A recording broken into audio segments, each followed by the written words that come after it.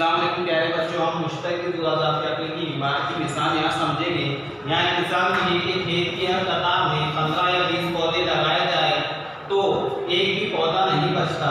तो बताइए किसान के पास कम से कम कितने पौधे होंगे। यहाँ पर हमने 15 के अज़ाब लिखे, 15, 30, 45, 60, 75, 90, 105, 120 और 135 और आगे। इसी तरह 20 के अलावा लिखे 20, 40, 60, 80, 100, 120, 140, 160 और आगे भी होते हैं। अब इसमें से मुश्तरिक अज़ाब हमको निकालना है। तो सबसे पहले मुश्तरिक ज़ोफ जो है वो यहाँ पर 60 है। इसके अलावा दूसरा मुश्तरिक ज़ोफ वो है 120, आगे भी हो सकते हैं।